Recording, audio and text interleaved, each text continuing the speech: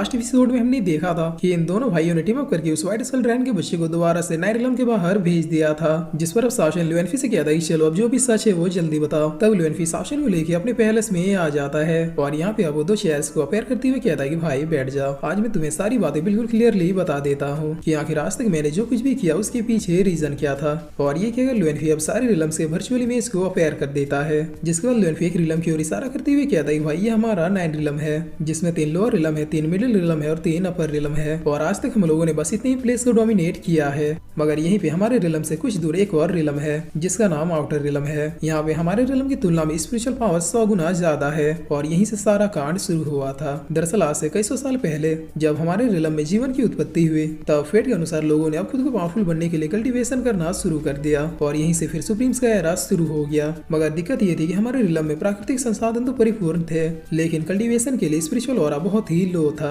जिसकी वजह से यहाँ के कल्टीवेटर अपनी पावर उस लेवल पे नहीं ले जा पा रहे थे जितना वाकई में वो अचीव कर सकते थे। मगर तभी सुप्रीम के एरा में एक और कल्टीवेटर ने जन्म लिया, जो और कोई नहीं बल्कि एंशिएंट गॉड सुप्रीम हुनियन थे। उन्होंने अपनी क्षमता से ये पता लगा लिया था कि 9 रिलम के अलावा भी और रिलम एग्जिस्ट करते हैं जहाँ की स्पिरिचुअल एनर्जी इस रिलम से कहीं ज्यादा है, और यही वजह कि उन्होंने 9 रिलम का गेट फोर्सफुली ओपन करके आउटर रिलम में एंटर करने की सोची और वो सक्सेसफुल भी हो गए, जिसका फायदा पूरे 9 रिलम को हुआ क्योंकि कल्टीवेटर के पास अब 9 रिलम में रूल करने के लिए गॉड लेवल की पावर्स आ चुकी थी। मगर यहाँ पे एक गड़बड़ हो गई, जैसे एंशिएंट गॉड सुप्रीम हुनियन समय बीतने के साथ पंचतत्वों में विलीन हो गए, वैसे अब आउटर रिलम वालों की नजर 9 रिलम पे पड़ गई क्योंकि हुनियन की जाते ही उनका बिछाया हुआ स्पिरिचुअल ऑरा 9 रिलम से हट गया। लेकिन हुनियन के डिसाइपल ने दोबारा उन्हीं की टेक्निक से पूरे 9 रिलम में एक प्रोटेक्टिव सील बिछा दिया ताकि आउटर रिलम या फिर कोई भी बाहरी दुनिया के लोग 9 रिलम में एंटर ना कर सके। मगर समय बीतने के साथ हमारे 9 रिलम में ही कुछ भरोसे वाले निकले जिन्होंने आउटर रिलम वालों को सिंगल फॉर्म या फिर स्पिरिचुअल फॉर्म में 9 रिलम में एंटर करना सिखाया, और तभी से आउटर रिलम और 9 रिलम के बीच की ये फाइट शुरू हो गई क्योंकि जिस तरह हमारी नजर उनके स्पिरिचुअल पावर्स पे थी, उसी तरह आउटर रिलम के क्रिएचर्स की नजर हमारे 9 रिलम के नेचुरल रिसोर्सेज पे है। तब शासन कहता है कि वो तो ये वजह है कि आखिर क्यों व्हाइट स्कल ड्रैगन यहाँ 9 रिलम में एंटर करना चाहता है। और फिर शासन पूछता है कि अच्छा ठीक है, ये बताओ कि आखिर ये हेवनली हॉल क्या है जो हमारे माइंड कॉन्शियसनेस के अंदर मौजूद है। तब ल्यूएनफी बताता है कि हेवनली हॉल सिर्फ उन सुप्रीम्स को मिलती है जिनकी पावर्स हेवन के भी बियॉन्ड होती है या फिर जो हेवन के भी अगेंस्ट में जाके फाइट करने की क्षमता रखते हैं। इस टाइप के हॉल में कुछ सेपरेट लाइफ एनर्जियां होती है जो अपने कल्टीवेटर्स को और भी ज्यादा पावरफुल बना देती है, जिस पर शासन कहता है कि अगर ऐसी बात है तो फिर मुझे और तुम्हें ये हेवनली हॉल कहाँ से मिला, क्योंकि हमारे अलावा भी बहुत से सुप्रीम्स ऐसे हैं जिनके पास हमारी जितनी क्षमताएं हैं मगर उनके पास ऐसी कोई भी चीज नहीं है। तब ल्यूएनफी कहता है कि भाई मुझे भी नहीं पता कि आखिर हम दोनों को ये हेवनली हॉल कैसे मिला, शायद इसके बारे में मास्टर जानते होंगे। और फिर ल्यूएनफी अपने मन में सोचते हुए कहता है सॉरी भाई, मैं तुम्हें अभी इसके बारे में कुछ भी नहीं बता सकता। जिस पर शासन कहता है कि ल्यूएनफी मैं एंशिएंट गॉड सुप्रीम हुनियन से मिल चुका हूँ, उन्होंने ही मुझे एंशिएंट बॉडी टेम्परिंग मंत्रा के 9 अपर लेवल के बारे में बताया था। इसके अलावा उन्होंने मुझे कल्टीवेशन करने की कुछ टेक्निक्स भी दी थी।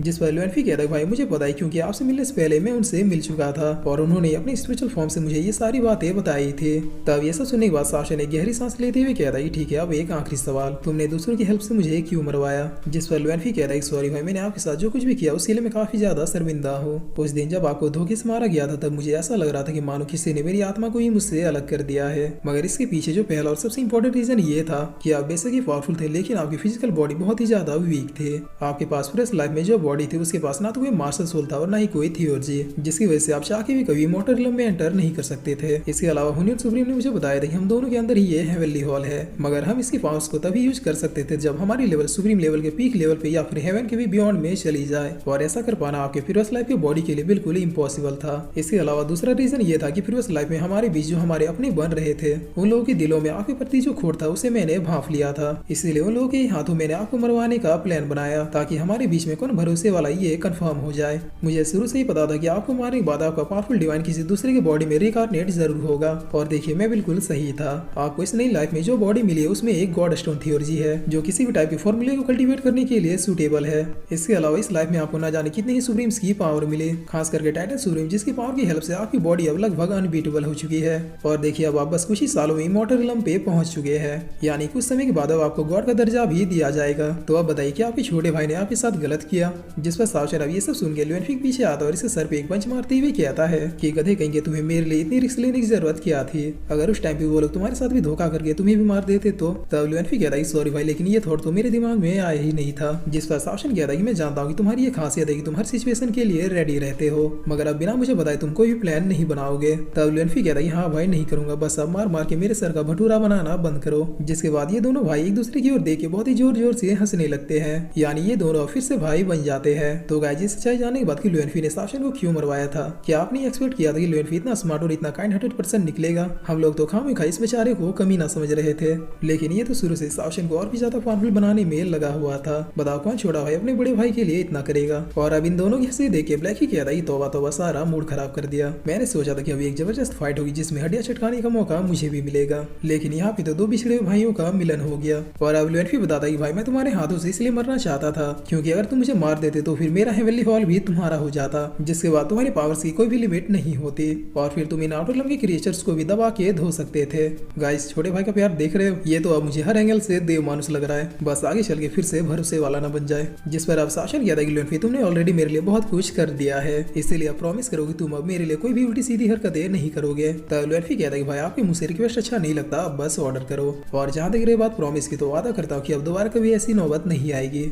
और फिर लुएनफी कहता है कि भाई इन सारी बातों को छोड़ो, अब हमें एक बड़ी बैटल के लिए रेडी होना होगा। और इतना कह के लुएनफी अपनी पावर से शासन कुछ विजन दिखाता है और दिखाते हुए कहता है कि भाई ये व्हाइट स्कल ड्रैगन अभी के लिए पूरे आउटर रिलम का किंग है। इसकी पावर सभी इमॉर्टल रिलम के बियॉन्ड भी जा चुकी है। ये पिछले कुछ सालों से अपनी एक बहुत ही पावरफुल सेना तैयार कर रहा है ताकि ये एक ही बार में पूरे नाइन रिलम को जीत सके। जिस पर ब्लैक ही कहता है कि हमें इसके बारे में पहले से ही थोड़ा बहुत पता था, लेकिन क्या तुम मुझे ये बताओ कि आखिर तुम्हारे पास मेरे क्लैन के थर्ड वुल्फ का स्टैचू कहाँ से आया? जिस पर लुएनफी बताता है कि मेरे हेवनली पैलेस में जितने भी क्रिएचर के स्टैचू हैं उन सबके फैमिली और घर को व्हाइट स्कल ड्रैगन ने तबाह किया है। हालांकि ऐसे बहुत ही कम क्रिएचर जो व्हाइट स्कल ड्रैगन को टक्कर देने की क्षमता रखते हैं और इन्हीं में से एक तुम्हारा थर्ड वुल्फ का क्लैन था। तुम्हारा लीडर इतना पावरफुल था कि उसने एक बार व्हाइट स्कल ड्रैगन को डिफीट भी कर दिया था, मगर तभी व्हाइट स्कल ड्रैगन ने दूसरे सुप्रीम्स की हेल्प ली और फिर तुम्हारे पूरे क्लैन को ही खत्म कर दिया। जिसके बाद व्हाइट स्कल ड्रैगन ने धीरे धीरे आउटर रिलम में मौजूद सारे पावरफुल क्रिएचर्स को खत्म करना शुरू कर दिया और आज वहाँ का किंग बन बैठा है। लेकिन वो क्रिएचर जिन्हें व्हाइट स्कल ड्रैगन ने कभी खत्म कर दिया था उनमें से कुछ अपने सोल फॉर्म में आके मेरे साथ मिल गए और इसीलिए मैं उन्हें स्टैचू की फॉर्म में अपने हेवनली पैलेस में रखता हूँ। तब शासन कहता है कि इसका मतलब तुम शुरू से व्हाइट स्कल ड्रैगन को डिफीट करने के लिए पावरफुल बन रहे थे। जिस पर लुएनफी कहता है कि हाँ भाई हमारे अलावा नाइन रिलम का है ही कौन। तब शासन कहता है कि इसका मतलब जितने भी एंशिएंट सुप्रीम दोबारा सवीक हुए हैं ये भी तुमने ही किया है ताकि इस फाइट में वो हमारा साथ दे सके। जिस पर लुएनफी फुल एटीट्यूड में कहता है कि भाई आपको लगता है कि मेरे अलावा ये सब कोई कर सकता है?